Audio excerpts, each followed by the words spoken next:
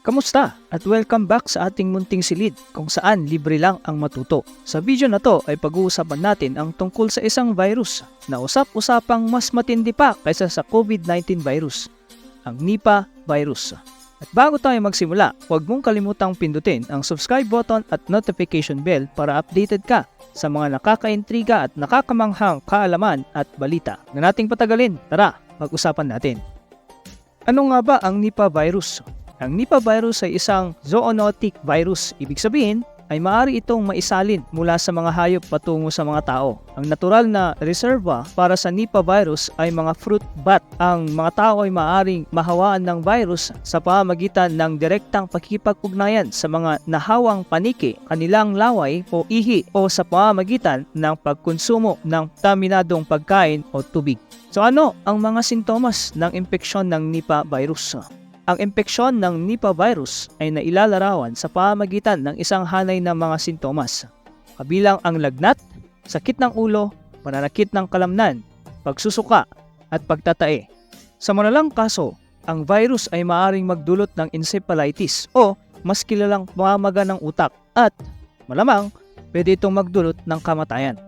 Ang pagsiklab ng Nipah virus sa Kerala, India ay unang naiulat noong Agosto 27, 2023. Ang index na kaso ay isang 12 years old na batang lalaki na namatay noong September 5, 2023. Ang pagsiklab ay naisalokal sa distrito ng Kozhikode ng Kerala. Ngayong September 26, 2023, mayroong kabuuang 6 na kumpirmadong kaso ng impeksyon sa Nipah virus sa Kerala na may 2 na ang nasawi o namatay. Ang gobyerno ng estado ng Kerala at ang sentral na pamahalaan ng India ay gumawa ng ilang mga hakbang upang mapigil ang pagsiklab ng Nipah virus. Kabilang dito ang contact tracing at quarantine ng lahat ng high-risk contact, aktibong pagsubaybay para sa mga bagong kaso, mga kumpanya ng pampublikong kamalayan sa pag-iwas sa impeksyon ng Nipah virus, pagpapalakas ng hakbang sa pag-iwas at pagkontrol sa impeksyon sa mga ospital. Walang partikular na paggamot para sa impeksyon ng Nipah virus.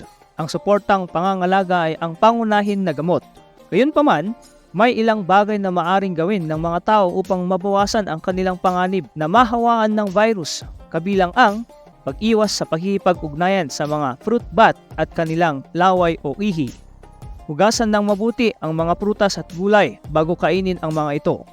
Pag-iwas sa pag-inom ng hilaw na gatas o dating palm juice. Pagpapanatili ng mabuting kasanayan sa kalinisan tulad ng madalas na paghugas ng kamay gamit ang sabon at tubig.